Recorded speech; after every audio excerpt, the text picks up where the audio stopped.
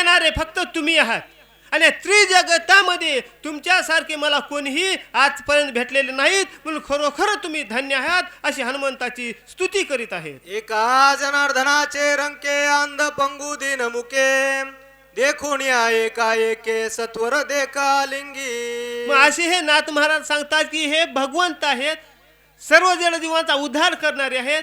आंधळे असू, बहिरी असू, मुखी असू, सर्वाकडे रामचंद्र प्रभूचं लक्ष असतं आणि सर्व जडजीवांचा उद्धार करणारे हे रामप्रभू आहेत असं रामाचं वर्णन करू लागलेले आहे. नाम एक, रूप एक, वर्णाश्रम धर्म एक, जगी जनार्दन एक, नाम तारक त्रिजगती.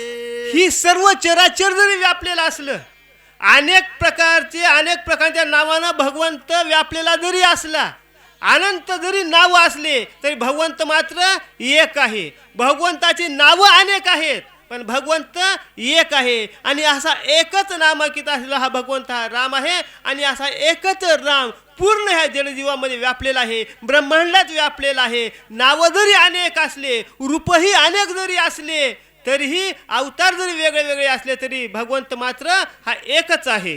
एका जनार्दना शरण करून अप्सरा स्तवन सांगो पाहे पुढील चिन्ह सावधान परिसार. हा अध्याय संपला.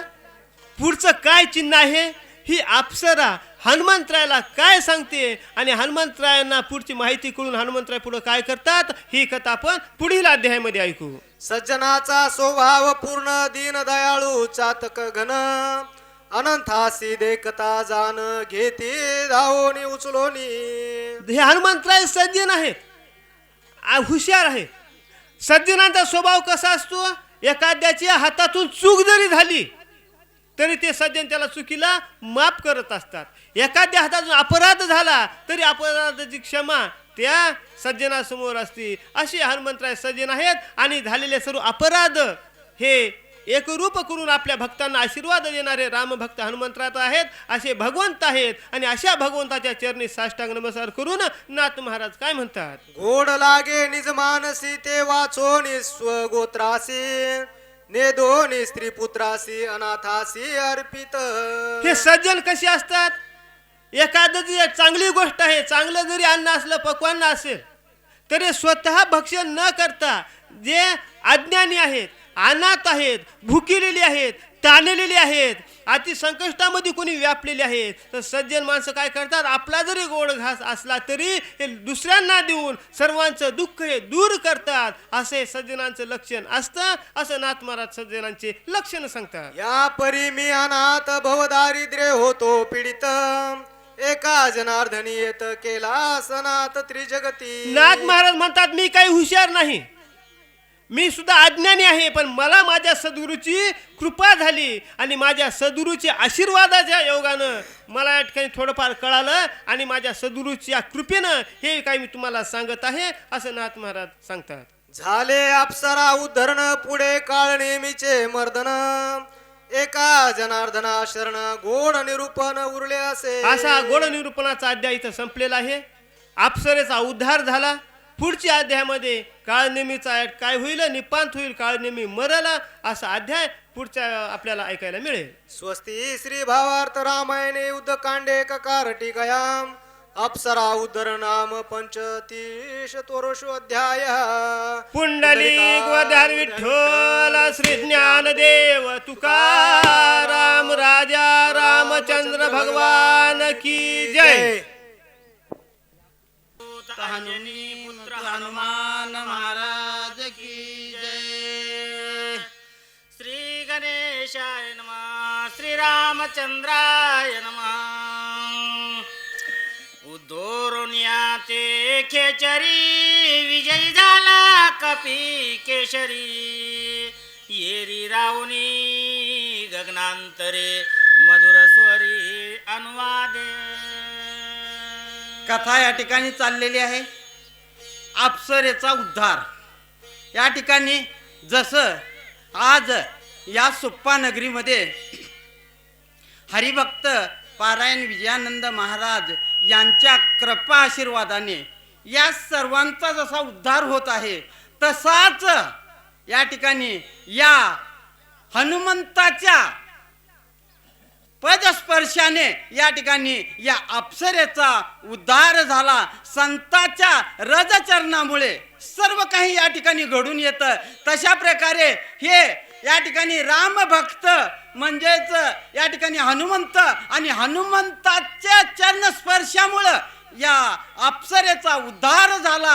अप्सरा स्वर्गात जाऊन पूर्णत्व या ठिकाणी हनुमंताला झालेला वृत्तांत सांगू लागलेली आहे. तुझी अवकार हनुमंता कायम्या उतराई व्हावे आता, काही विनवित तत्वता सावधानता परिसावे.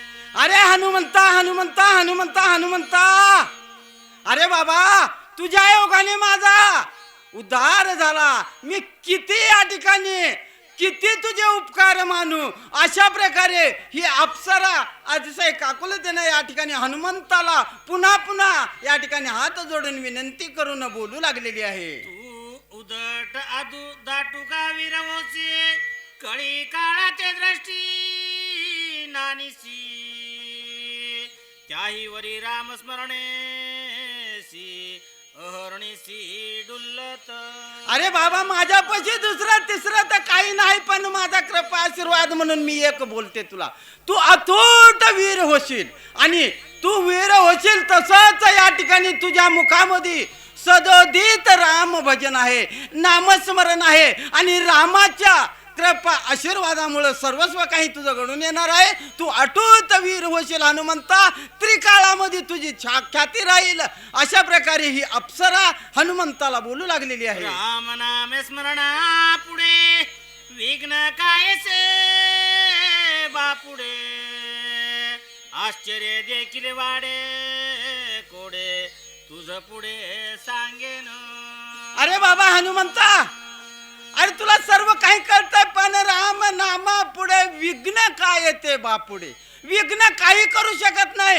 राम नाम जर सदोदित मुखामध्ये असल, रामाची जर पूर्ण भक्ती असल, रामाला जर पूर्णत्व विश्वासानं आपण जर या ठिकाणी सेवा केली तर निश्चित या सर्व बाधेतून राम हे मुक्तता करतो. तशा प्रकारे या ठिकाणी हनुमंता तुझ्या मुखामध्ये सदोदित राम आहे. अशा प्रकारे या ठिकाणी अप्सरा बोलू लागलेली आहे.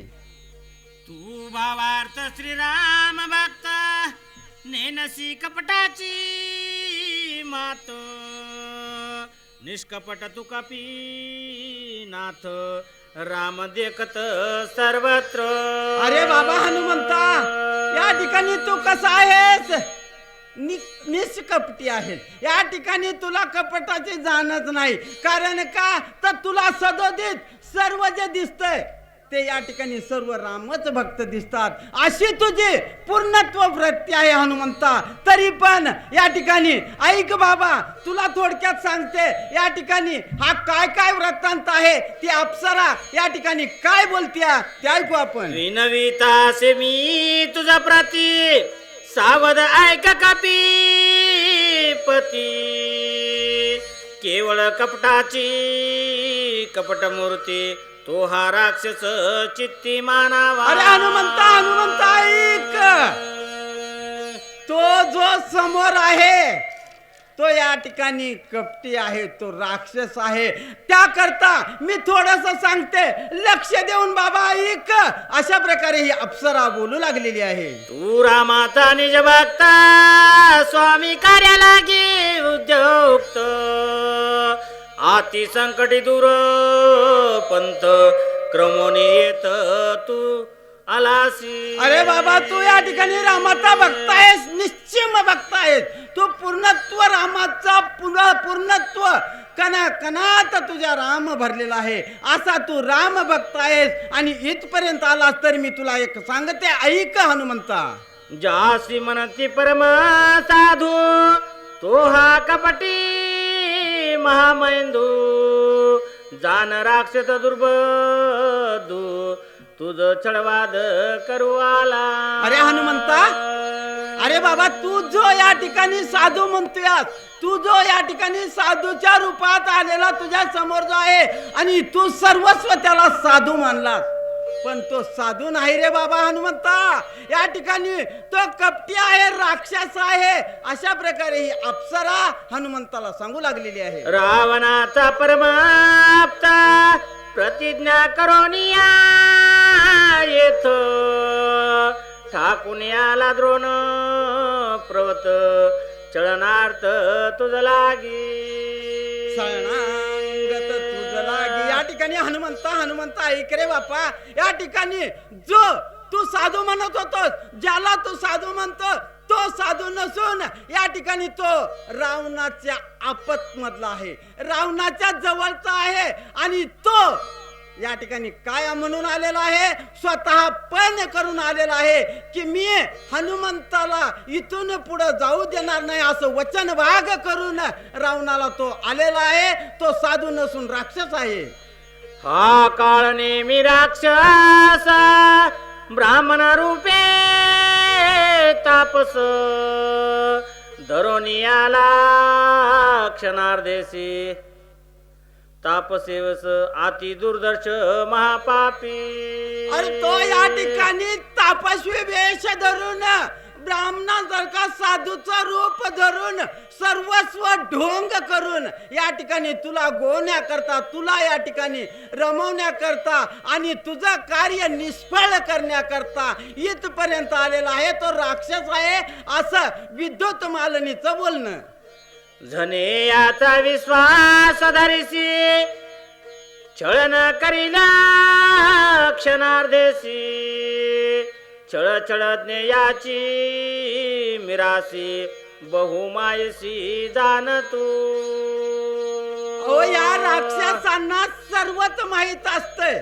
जारण मारण तारण सर्व काही यांच्यापाशी विद्या असतात. हे खूप काही प्रयत्न करून, खूप तपश्चर्या करून, भगवंताला प्रसन्न करून घेताना या ठिकाणी गोडीनं मागून घेतात. पण या ठिकाणी हे कपटी आहेत, यांच्यावर विश्वास धरू नको. आणि जर तर हनुमंता तू यांच्यावर विश्वास धरलास, याच्यावर जर विश्वास धरला तर हा निश्चित तुझा घात केल्याशिवाय राहणार नाही. म्हणून हनुमंता सावध होय, मी सांगतो ते ऐक.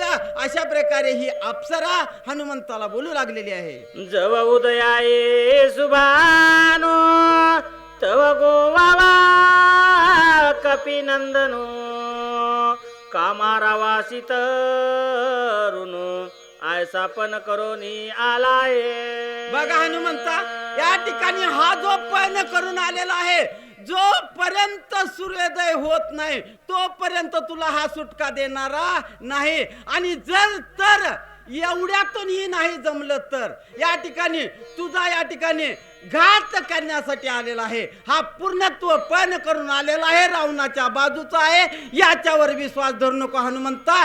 अशा प्रकारे ही अप्सरा पूर्णत्व माहिती हनुमंताला देऊ लागलेली आहे. सत्य मानी माझे वचन वधिमा पापी दुर्जन न मारिता करील विघ्न सत्य जान कपिनाथा. हनुमंता, मी तुला पूर्णत्व विश्वास देऊन सांगते, या ठिकाणी याच्यावर भरवसा धरू नको.